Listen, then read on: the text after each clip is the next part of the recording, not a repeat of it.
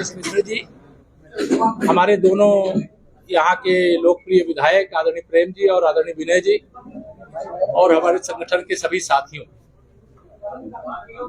आज मैं यहाँ भारत सरकार के जो विदेश राज्य मंत्री और यहाँ के जो लोकप्रिय सांसद आदरणीय कीर्तिवर्धन जी के पिताजी का दुखद निधन हुआ, मैं आज शोक व्यक्त करने के लिए, श्रद्धांजलि अर्पित करने के लिए आया था। लेकिन जहाँ भी जाना होता है, जिस वजह से भी जाना होता है, हमारा प्रयास पहला यही रहता है कि संगठन के कार्यकर्ताओं के साथ भी भेंट अलग से हो जाए और उनके माध्यम से जो विषय हैं जनता से जुड़े हुए, संगठन से जुड़े हुए, उनकी जानकारी मिल जाए। तो अभी मैंने कार्यकर्ताओं के साथ संवाद किया है। यहाँ कुछ जो गरीब कल्याण और किसान उत्थान और जो महिला सशक्तिकरण की दृष्टिकोण से कुछ योजनाएं जो चल रही हैं, उसका यहाँ स्टॉल लगा था, उनका निरीक्षण भी किया हूँ। और मैं आपको, चूंकि आप राजनीतिक सवाल करें, उससे पहले बता दूं, 2027 के विधानसभा चुनाव में भारतीय जनता पार्टी 2017 दोहराएगी। प्रचंड बहुमत से तीसरी बार उत्तर प्रदेश में भारतीय जनता पार्टी की सरकार बनेगी।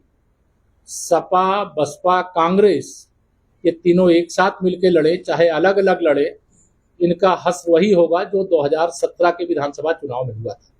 श्री अखिलेश यादव जी का जो फर्जी पीडीए है, जो परिवार डेवलपमेंट एजेंसी, जिसके वो स्वयं चेयरमैन है और उनके परिवार के लोग उसके अलग अलग डायरेक्टर हैं, गुंडों, अपराधियों, माफियाओं के संरक्षक हैं, तो उनका तो राजनीतिक दृष्टि से कोई भविष्य नहीं है।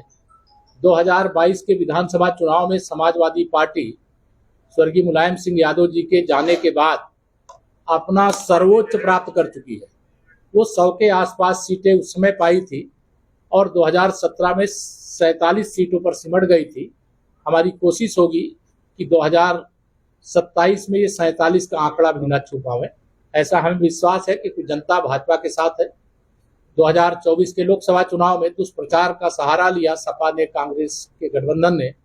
उसमें कुछ सीटें हमारी लोकसभा में घटी थी, लेकिन उनके झूठ का गुब्बारे की हवा हरियाणा विधानसभा चुनाव में, महाराष्ट्र विधानसभा चुनाव में, दिल्ली विधानसभा चुनाव में, 2024 लोकसभा चुनाव के बाद पर निकल चुकी है। तीनों राज्यों में प्रचंड बहुमत से भाजपा की सरकारें बन चुकी हैं और यह विजय यात्रा 2027 तक नहीं, 2047 तक जारी रहेगी।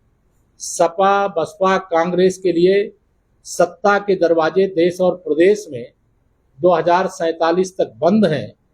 जब तक भारत विकसित नहीं हो जाएगा, जब तक भारत आर्थिक महाशक्ति नहीं बन जाएगा, सामरिक महाशक्ति हम बन चुके हैं, ऑपरेशन सिंदूर के माध्यम से दिखा दिए हैं, सभी क्षेत्रों में भारत नेतृत्व नहीं अपना स्थापित कर देगा, तब तक भाजपा के कमल की जरूरत है। और जनता कमल के बटन को दबा करके गरीबों के सशक्तिकरण के लिए, महिलाओं के सशक्तिकरण के लिए, युवाओं के उज्जवल भविष्य के लिए लगातार अपना समर्थन दे रही है। हम जनता का धन्यवाद करते हैं और अपने भाजपा के एक एक कार्यकर्ता का, जिनके बूते हम चुनाव जीतते हैं, जिनके बल पर हमने चुनाव पहले भी जीता है और आगे भी जीतेंगे, उन कार्यकर्ताओं की सामर्थ्य पर हमें पूरा भरोसा है और बहुत बड़ी विजय 2027 में भारतीय जनता पार्टी प्राप्त करेगी। सर, पहला सवाल, भारतीय जनता पार्टी भ्रष्टाचार के प्रति जीरो टॉलरेंस नीति की बात करती है, वहीं गोंडा के लेखा विभाग में तैनात अनुपम पांडे, जिस पर भ्रष्टाचार के कई सारे आरोप आप ही के पार्टी के विधायक और कई सारे नेताओं के द्वारा लगाए गए, लेकिन अभी तक कोई कार्रवाई नहीं हुई। क्या लिपिक का रसूख भारतीय जनता पार्टी की नीति से बड़ा है?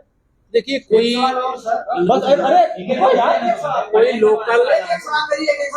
लोकल समस्या, लोकल शिकायत होगी, जो भी दोषी होगा जांच करके उसके खिलाफ कार्रवाई होगी और कोई गलत करने वाले को कोई बचा नहीं पाएगा। कल मोहन भागवत साहब ने 75 साल की उम्र कही, आपका क्या नजरिया है कि मैं राष्ट्रीय स्वयंसेवक संघ का स्वयंसेवक हूँ।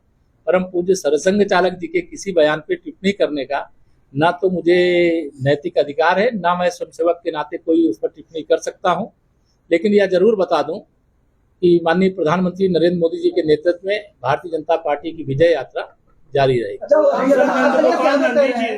नंदगोपाल नंदी जी ने कहा कि उनकी सरकार में जो बैठे हुए अधिकारी हैं उनकी बात नहीं सुन, मैंने बताया ना, जो परेशान, मैं सुन लिया आपकी बात, जो अधिकारी गड़बड़ करेगा, कोई शिकायत मुख्यमंत्री जी से माननीय मंत्री ने किया है, और वो आप सब तक कैसे पहुंची है मुझे मालूम नहीं है, लेकिन जो शिकायत होती है उसकी जांच होती, जो दोषी होता है उसके खिलाफ कार्रवाई पहले भी हुई है और आगे भी होगी। अखिलेश यादव कह रहे हैं कि डिप्टी सीएम केशव प्रसाद मौर्य सुबह मेरे ही खिलाफ ट्वीट करके अपनी राजनीति शुरू कर दी, उनके पास कोई एजेंडा नहीं।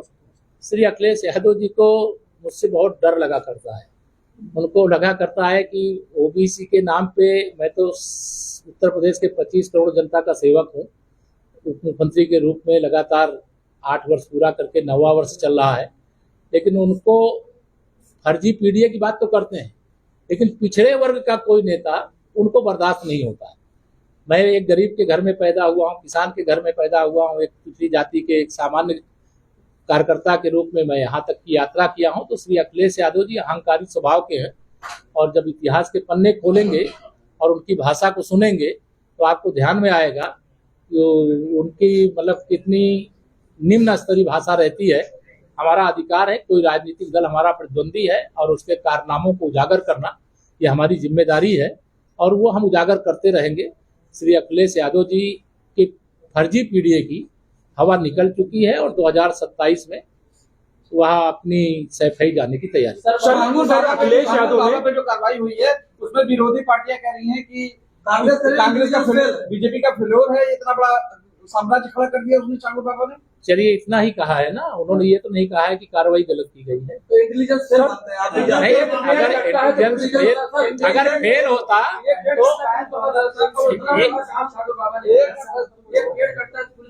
तो देखिए, अगर पुलिस ने कहीं लापरवाही की, उनको जानकारी करने में देरी लगी, लेकिन देर आए दुरुस्त है, अपराधी पकड़ा गया, कार्रवाई हो रही है, इतनी बड़ी कार्रवाई हो रही है कि जिससे पूरा प्रदेश ही नहीं पूरा देश अवगत हो गया है। यहाँ पर कोई भी गैर कानूनी कृत्य करेगा, और जो अभी कर रहा हो, शायद ऐसे और बहुत सारे मामले होंगे जिनका पता करना अभी बाकी हो। एक एक चीज का पता लगाएंगे, उसमें समाज का भी सहयोग है, पुलिस भी अपनी जिम्मेदारी निभा रही, प्रशासन भी, और आप पत्रकार मित्रों को भी मैं आह्वान करता हूँ कि देश विरोधी, समाज को तोड़ने वाली कोई भी घटनाक्रम, कहीं कोई साजिश चल रही है तो उससे आप उसे उठाइए, उजागर करिए। सरकार आपके साथ है, लेकिन गलत काम अब उत्तर प्रदेश में नहीं होगा। सही रास्ते पे चलने वाले के पथ पे कोई बाधा नहीं है, और गलत करने वाले के हर पथ पे सरकार, पुलिस, प्रशासन उनके खिलाफ कार्रवाई के लिए तैयार है। सर अखिलेश यादव, एक मिनट, अखिलेश यादव कह रहे हैं कि पूरे प्रदेश में जंगल राज स्थापित हो गया है, भाजपा ने कर दिया। उनको अपना कार्यकाल याद आ गया। आप कहते हैं सर जिस गाड़ी में सपा का झंडा, आप कहते हैं जिस गाड़ी में सपा का झंडा, समझो उसमें बैठा गुंडा। ये तो मैं गलत क्या कह रहा हूँ? ये तो तब भी था, आज ये जरूर भागे भागे छिपे छिपे है, अन्यथा आप सब इसके साक्षी होंगे। समाजवादी पार्टी की सरकार में अगर सपा का झंडा लगाए कोई गाड़ी जा रही हो तो उसमें 4 राइफल बंदूक वाले अवैध वैध लेके ना चल रहे हों, ऐसा हो ही नहीं सकता था। लेकिन अच्छा ये है कि आज सब लोग सुकून से हैं, सुरक्षित है।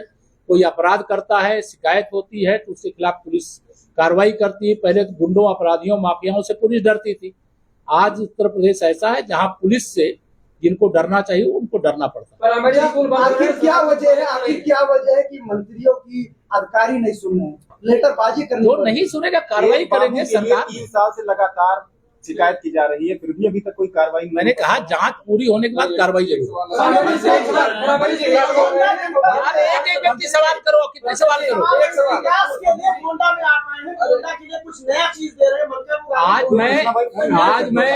आज मैं शुभ श्रद्धांजलि व्यक्त करने उत्तर प्रदेश सरकार के पूर्व मंत्री और हमारे जो भारत सरकार के विदेश राज्य मंत्री हैं, उनके पिताजी का निधन हुआ, उसके लिए आए हैं और आएंगे आपके बीच में। विकास की सौगात लेकर के भी आएंगे और विकास की गंगा बहाएंगे। और मुझे मालूम है 2017 के पहले का आप गोंडा याद करिए, तब आपको ध्यान में आएगा, क्योंकि उसको तो आप भूल जाते हो। 2017 के पहले वाली पिक्चर निकालो और 2025 वाली पिक्चर निकालो तो आप हमको 100 में से 110 नंबर दो। सरकार अडानी चलाते हैं, नरेंद्र मोदी को अडानी चलाते हैं, राहुल गांधी राहुल गांधी जी को सत्ता वियोग इतना है कि उनको एक रोग लगा हुआ है। कोई भी मामले में ऐसी बातें वह बोल देते हैं जिस बात को नेता प्रतिपक्ष के रूप में उन्हें बोलना नहीं चाहिए, लेकिन ये सब विरासत की सियासत करते हैं, इसलिए इनकी सब ये स्थिति है। जब लोकतंत्र में संघर्ष के आधार पर सियासत होगी, राजनीति होगी और सफलता मिलेगी, झूठ के आधार पर वह 99 तक पहुंच गए, लेकिन अब मुझे तो स्पष्ट दिखाई दे रहा है कि 2047 तक ये अर्धशतक लगाने के लिए तरसेंगे। मंत्री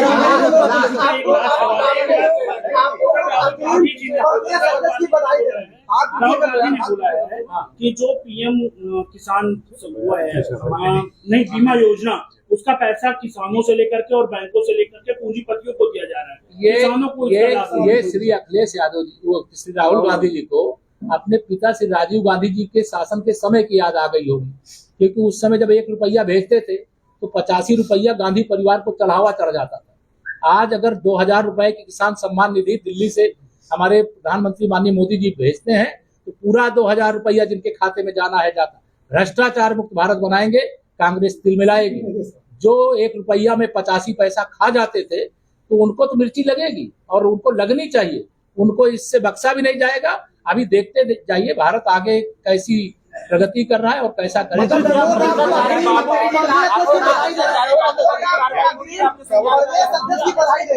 बच्चों की तरह बात करते हैं। अरबों के भ्रष्टाचारी बाबू की मंत्री जी यात्रा विवाद कर रहे हैं।